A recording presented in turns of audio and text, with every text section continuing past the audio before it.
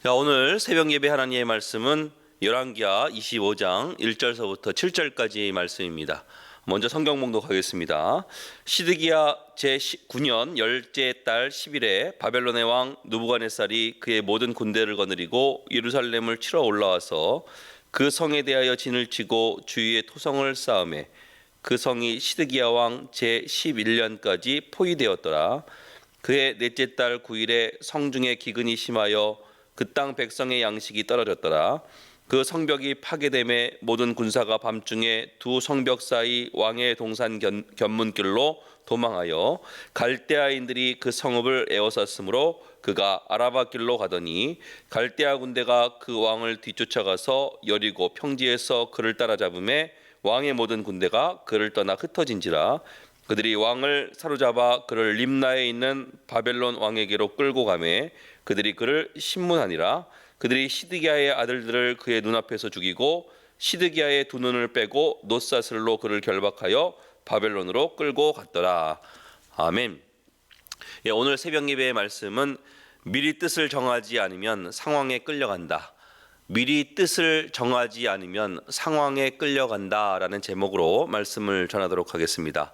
여러분, 갓난 아이를 키울 때 공갈 젖꼭지라는 것이 있습니다. 아이가 울거나 잠을 자지 않을 때 그 공갈 젖꼭지를 물리면 이상하게 울음을 그칩니다. 그리고 잠을 잘 잡니다.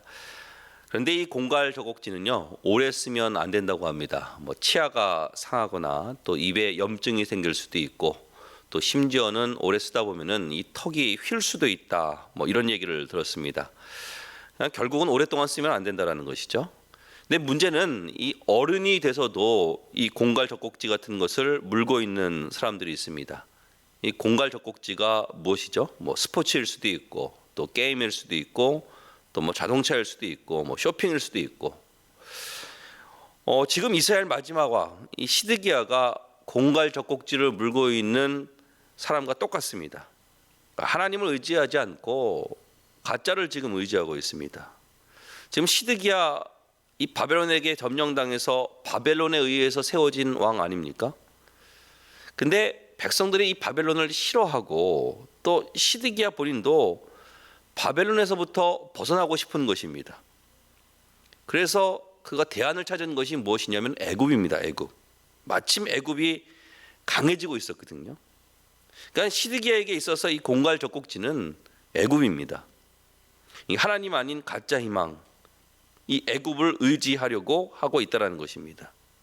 오늘 1절과 2절의 말씀을 보시면 이렇게 나와 있습니다. 시드기야 제9년 열째 달 10일에 바벨론의 왕 느부갓네살이 그의 모든 군대를 거느리고 예루살렘을 치러 올라와서 그 성에 대하여 진을 치고 주위에 토성을 쌓으매 그 성이 시드기야 왕 제11년까지 포위되었더라. 이렇게 나와 있어요. 그러니까 바벨론이 그 이스라엘이 배반했다라는 이야기를 듣고 예루살렘을 치러 왔습니다. 진을 치고 주위에 토성을 쌓고 그 예루살렘 성을 포위를 했어요. 원래 예루살렘 성은요, 바벨론에게 점령당한 곳이었습니다. 아마 이 바벨론이 이 예루살렘을 점령한 후에 이 시드기야를 왕으로 세우고 그곳에 주둔군을 뒀던 것 같아요. 그리고 이 본 군대들은 다 철수했던 것 같습니다. 근데 이 시드기야가 이제 계획을 세운 것이죠. 대다수의 백성들의 지지도 있었고 또 애굽도 의지할 수 있으니까 아마 거기 있었던 주둔군을 다 죽였던 것 같습니다. 그리고 바벨론이 쳐들어와도 애굽이 있으니까 포위를 하더라도 이 예루살렘 성에서 버티고 있으면 애굽이 도와줄 거야. 아마 이렇게 생각을 했던 것 같습니다. 실질적으로 바벨론이 예루살렘 성을 포위했는데 그것을 얼만큼 견뎠냐면 1년 반 동안 그것을 버텼습니다. 근데 문제는 무엇이죠? 애굽이 오지 않았습니다. 이렇게 계획을 했던 것 다 누구 생각이죠? 자기 생각이에요. 자기 생각. 자기 판단에는 될 것 같은데 되지 않았습니다. 여러분, 우리들도요, 각자 마음속에 애굽이 다 있습니다. 하나님 말고 믿을 만한 것들, 이게 다 애굽이거든요. 돈이 될 수도 있고 명예도 될 수도 있고 또 자식이 될 수도 있고 또 가지고 있는 학식이 될 수도 있습니다. 이거 다 가짜 희망이라는 거예요. 하나님의 뜻은요, 애굽을 의지하는 것이 아닙니다. 이 예레미야서를 보면요, 예레미야가 요시야 왕 때 이미 예언을 하지 않았습니까? 바벨론에게 항복하라는 거예요. 이것이 하나님의 뜻이라는 거예요. 끌려가서 70년 동안 포로 생활을 하면은 하나님께서 새로운 이스라엘 회복시켜 주시겠다라는 거예요. 돌아온다라는 얘기예요. 근데 이것을 받아들이기가 힘들었겠죠. 마치 이런 것 같아요. 제가 만약에 우리나라 일제 강점기 때, 일제 시대 때 제가 설교를 이렇게 해야 한다고 칩시다. 뭐 일본에게 항복하면 70년 동안 식민 생활을 하다가 새로운 나라로 거듭날 수 있을 거야. 뭐 이런 식으로 설교를 했다고 생각해 봅시다. 그러면 당장 뭐 엉터리 목사가 됐겠죠. 돌이 날라오지 않겠습니까? 여기서 알 수 있는 것은요, 하나님의 말씀은요, 군중들의 지지와 맞아떨어지지 않는다라는 거예요. 항상 맞아떨어지는 것이 아니에요. 시드기야의 마음 속에는요, 이 바벨론에서부터 독립하고자 하는 마음이 있었을 거예요. 거기다가 지금 대다수의 백성들이 지지를 하거든요. 그리고 애굽도 강해져서 절호의 기회가 오는 거예요. 상황을 보니까 딱 지금 이 시점이 바로 바벨론에서 독립할 수 있는 그 시점인 거예요. 근데 이건 뭐죠? 자기 생각이라는 거예요. 여러분, 항상 우리가 하나님의 말씀을 곁에 두지 않으면요, 상황에 끌려가게 돼 있습니다. 그러니까 내가 보기에는 그 상황이 맞아떨어지고 될 것 같거든요. 저것들이 나를 지켜줄 것 같거든요. 그런데 그렇게 되지 않는다라는 것입니다. 결과는 무엇이죠? 뭐 망했습니다. 오늘 7절의 말씀을 보시면 그들이 시드기야의 아들들을 그의 눈앞에서 죽이고 시드기야의 두 눈을 빼고 놋사슬로 그를 결박하여 바벨론으로 끌고 갔더라. 이 망했다라는 거예요. 아들들은 다 죽고 시드기야의 눈을 뽑아버렸습니다.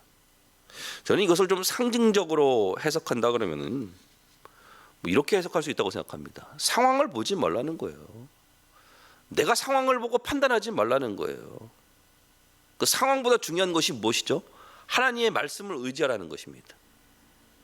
여러분, 우리에게 이런 상황이 얼마나 많습니까? 어떤 조건과 상황이 자꾸만 나를 코너로 몰고 갈 때가 있습니다. 그러면 그때 그 상황 속에서 애굽을 의지하고 싶은 마음이 들거든요. 그러면 이런 상황이 닥쳤을 때 우리가 흔들리지 않는 방법이 무엇이죠? 다니엘처럼 미리 뜻을 정하는 거예요. 미리 마음을 정하는 것입니다. 다니엘서 1장 8절의 말씀을 보시면 다니엘은 뜻을 정하여 왕의 음식과 그가 마시는 포도주로 자기를 더럽히지 아니하리라 하고 자기를 더럽히지 아니하도록 환관장에게 구하니. 다니엘은요, 바벨론의 포로 생활을 했지만 미리 뜻을 정했습니다.